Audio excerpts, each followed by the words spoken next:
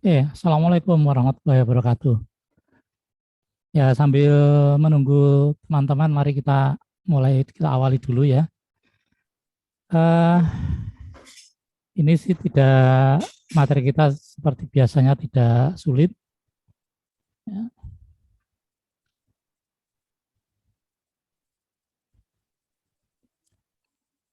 Kita bicara tentang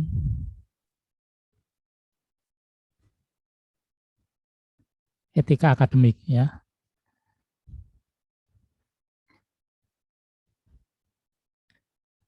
Nah, ini kalau eh, Anda lihat ini eh, yang berkaitan erat dengan etika akademik itu adalah plagiarisme. Ya, plagiarisme itu eh, me- mengakui mengakui karya orang lain sebagai karya sendiri gitu ya. Jadi kalau Anda mau mengutip kemudian tidak menyebutkan sumbernya, maka Anda dikategorikan sebagai plagiat. Yang kedua, plagiat itu misalnya eh, papernya orang kemudian Anda ganti namanya dengan nama Anda, itu namanya plagiat.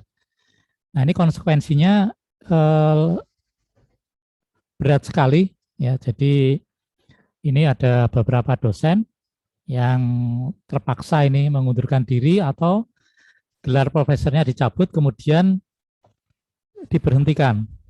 Ya.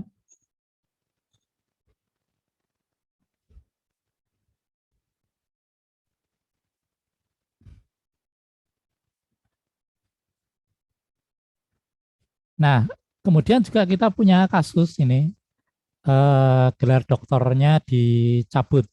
Ya, jadi sudah kuliah, sudah ujian, sudah wisuda, begitu eh, gelarnya dicabut. Ya.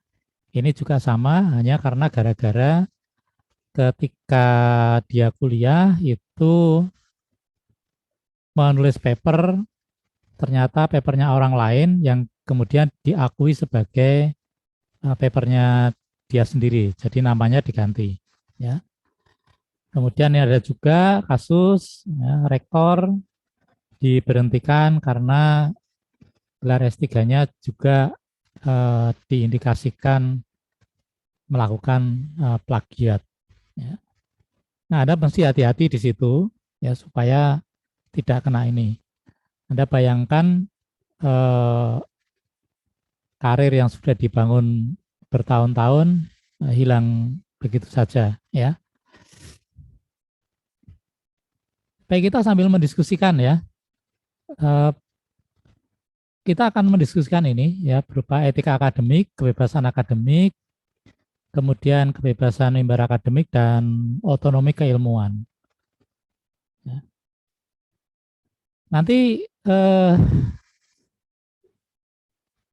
sambil kita diskusikan ya tidak tidak perlu menunggu sampai selesai. Ya. Nah, ini definisi dari etika akademik. Yang pertama adalah ini nilai luhur yang wajib ditaati dan dipatuhi ya oleh semua insan akademik ya, di dalam berpikir, berperilaku dan bertindak. Ya, ya.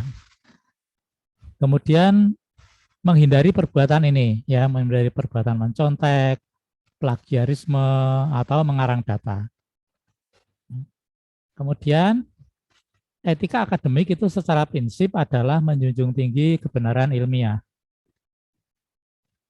Nah, etika akademik itu juga didefinisikan sebagai pedoman tentang bagaimana orang harus hidup dan bertindak secara baik dan benar. Ya. Oke. Nah, berikutnya ini kebebasan akademik. ini tolong dibedakan antara kebebasan akademik dengan kebebasan berbicara, ya. Kalau kita lihat definisinya, kebebasan akademik adalah kebebasan yang dimiliki oleh sivitas akademika sebagai bagian dari komunitas akademiknya. Ya. Dalam rangka itu menggali, mengembangkan dan menyebarluaskan pengetahuan melalui kegiatan penelitian, penciptaan, pengajaran dan penulisan secara terbuka dan bertanggung jawab. Asasnya adalah religius, jujur, terbuka, ya, menjaga nilai susila, mematuhi kode etik keilmuan, moral dan etika. Ya, tujuannya adalah untuk kemajuan peradaban dan kesejahteraan masyarakat. Jadi tolong Anda bedakan ini dengan kebebasan berbicara. Jadi kalau Anda mengkritik pemerintah gitu ya, mengkritik rektor, itu bukan kebebasan akademik. Itu namanya kebebasan berbicara atau kebebasan berpendapat. Ya, jadi kalau kebebasan akademik ya berhubungan dengan akademik, berhubungan dengan bidang ilmunya. Ya.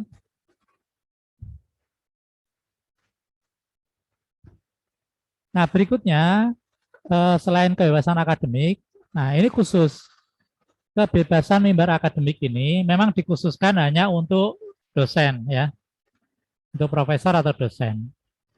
Karena apa? Ini berkaitan dengan keilmuan. Ya.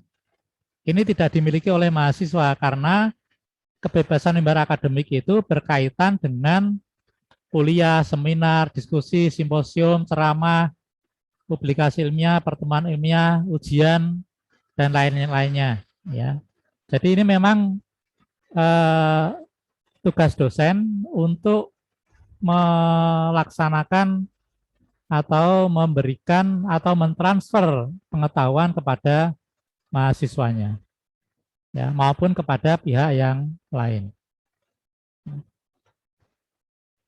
Oke, sampai di sini ada pertanyaan?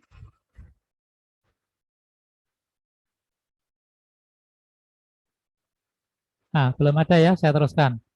Ini di tempat saya hujan terus nih. Nah, yang berikutnya itu adalah otonomi keilmuan, ya, yaitu otonomi yang dimiliki oleh sivitas akademika. Nah, kalau kita bicara tentang sivitas akademika, itu berarti kita bicara tentang hubungan dosen dan mahasiswa. Ya.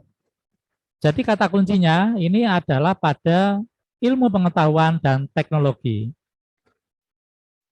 Ya. Bebas dari pengaruh dan tekanan pihak manapun, asal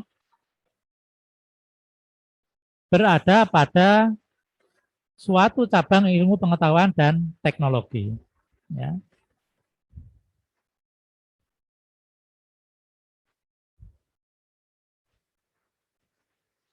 Nah, berkaitan dengan tadi ya, dengan etika akademik, kemudian kebebasan akademik, terus kebebasan mimbar akademik, dan otonomi keilmuan, maka kita punya kewajiban seperti ini. Ya. Jadi melakukan kegiatan dan hasilnya dapat meningkatkan mutu akademik Unwas. Jadi kita bicara tentang akademik. Ya. Yang kedua itu melakukan kegiatan dan hasilnya bermanfaat bagi masyarakat, bangsa, negara, dan kemanusiaan. Ya, ingat ya, jadi kuliah-kuliah yang terdahulu kita sudah tahu bahwa tugas engineer itu adalah untuk kesejahteraan umat manusia. Ya. Jadi ini sesuai. Kemudian bertanggung jawab secara pribadi atas pelaksanaan dan hasilnya serta akibatnya pada diri sendiri atau orang lain. Ya. Karena ini otoritas ya, otonomi kita. Jadi kalau terjadi sesuatu kita harus bertanggung jawab.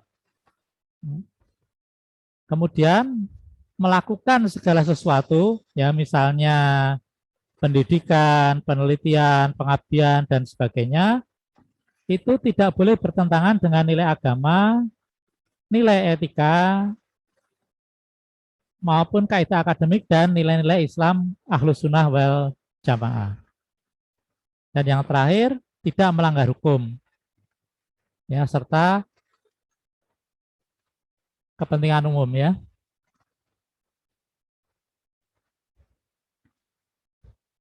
Ya, oke. Berikutnya ini adalah yang dimasukkan di dalam pelanggaran etika akademik. Ya, ada plagiarisme, kemudian misrepresentation. Nanti kita bahas ya satu-satu. Kemudian ada perjokian, fabrikasi data, ya, kemudian cheating. Cheating itu curang, ya, curang. Kemudian menghalangi proses pendidikan dan penelitian, ya, pemalsuan, menyuap atau menerima suap, dan diskriminasi. Ya.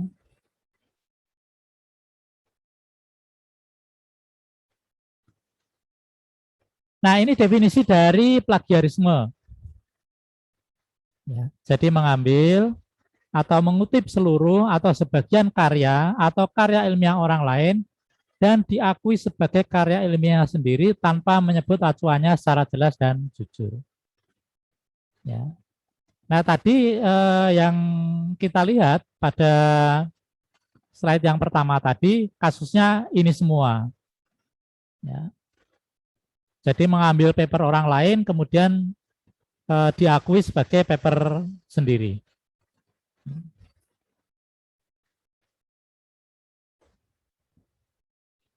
Nah, yang kedua itu misrepresentation.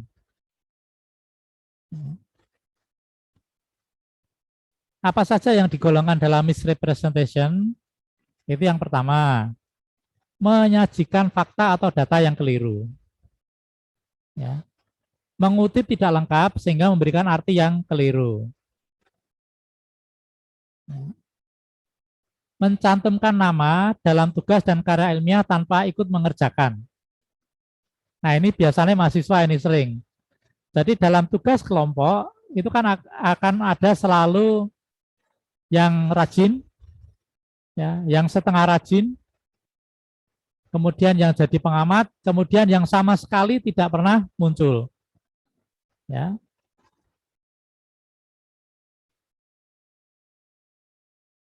Berikutnya minta orang lain untuk membuatkan tugas kuliah. Jadi yang namanya misrepresentation, mis itu berarti kesalahan, ya. Kesalahan. Presentation itu penyajian, jadi kesalahan dalam penyajian.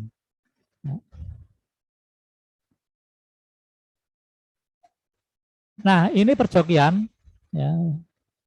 Jadi perjokian itu menggantikan kedudukan orang lain untuk melakukan tugas, kegiatan, atau kepentingan orang lain tersebut dalam kegiatan akademik atas suruhan orang lain atau kehendak sendiri. Ingat ya, kata kuncinya itu dalam kegiatan akademik. Nah, itu dimasukkan dalam pelanggaran etika akademik.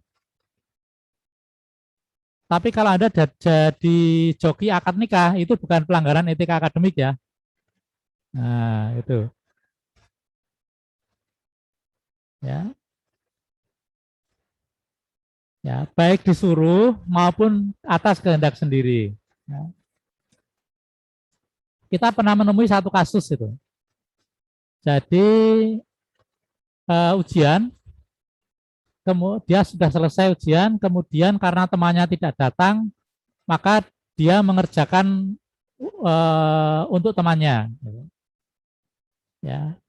Nah, karena ketahuan, maka kemudian dia untuk mata kuliah itu nilainya langsung diberi E dan kemudian diberi skorsing 1 semester.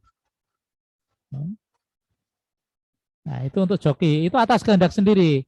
Ketika temannya di sidang mengatakan, tidak Pak, saya tidak menyuruh. Kemudian mahasiswa yang jadi joki ditanya, ini disuruh tidak? Tidak Pak, itu memang maunya sendiri.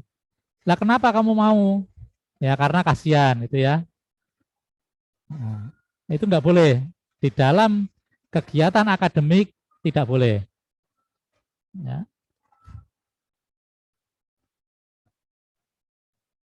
Nah, berikutnya ini yang disebut dengan fabrikasi data. Fabrikasi data itu memanipulasi data, gitu ya. Jadi memalsukan atau menyalahgunakan data dalam kegiatan akademik. Yang pertama itu memalsukan data penelitian, kemudian menyajikan data palsu dalam paper dan mengarang sumber kutipan. Jadi sebenarnya itu tidak ada, tapi pura-pura ada gitu ya. Kalau tadi kan plagiarisme, tadi kan mengakui papernya orang lain, ya karya orang lain sebagai karya sendiri. Kalau ini dia mengatakan papernya ada papernya, tetapi sebenarnya tidak ada. Ya.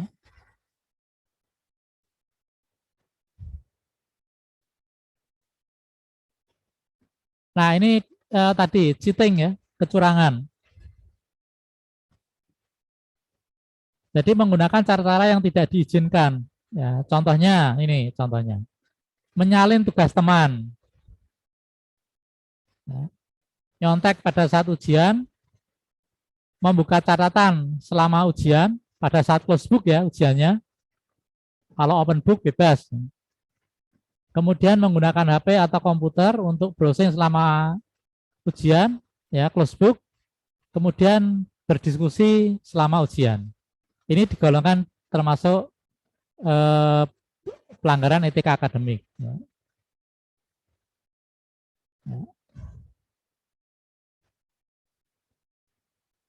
Nah, berikutnya yang dimasukkan juga di dalam pelanggaran etika akademik adalah menghalangi proses pendidikan dan penelitian.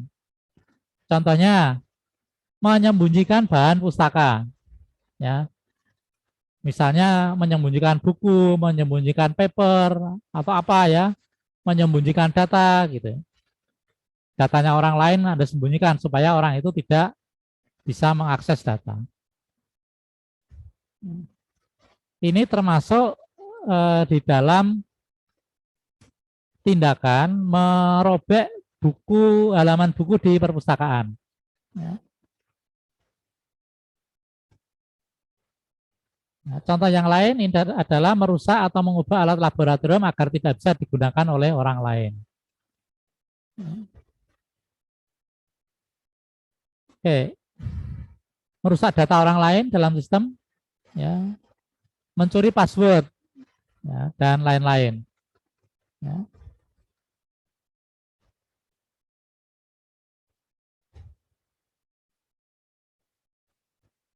Kemudian yang ada pemalsuan, ya, jadi memalsukan nilai, transkrip, tanda tangan, cap, dan sebagainya. Ya, mengubah catatan akademis, memasukkan dokumen untuk persyaratan mengikuti kegiatan akademik. Ya, misalnya untuk ujian untuk seminar kerja praktek misalnya, itu kan wajib mengikuti seminar sebanyak 10 kali, gitu ya. Seminar KP 10 kali. Nah, karena Anda itu baru dapat 6 kali, ya kurang 4 kali, maka Anda palsukan tanda tangannya dosen, ya kehadirannya dipalsukan semua. Nah, ini termasuk dalam pelanggaran etika akademik. Menyuap atau mencoba menyuap pada dosen dan pegawai lain akan mendapat kemudahan. Ya. Memberikan gratifikasi atau pegawai lain untuk mendapatkan kemudahan. Ya. Oke, menyuap, ya tadi juga termasuk menyuap tadi sebenarnya yang dua terakhir. Memberi atau menerima imbalan dalam bentuk uang, barang, ancaman, ya, termasuk ancaman ya. Jadi kalau Anda mengancam orang ya untuk mendapat keuntungan supaya prestasi akademiknya lebih baik, itu termasuk pelanggaran etika akademik. Ini yang terakhir, itu ada diskriminasi, itu membedakan ya perlakuan terhadap seseorang berdasarkan gender, agama, ras, suku, status sosial, dan fisik dalam hubungannya dengan kepentingan akademik.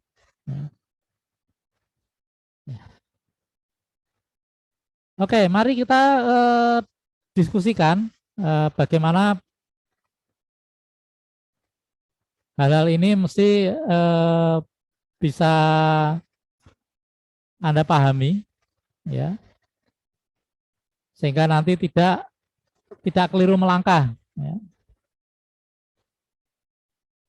Oke, silakan bertanya.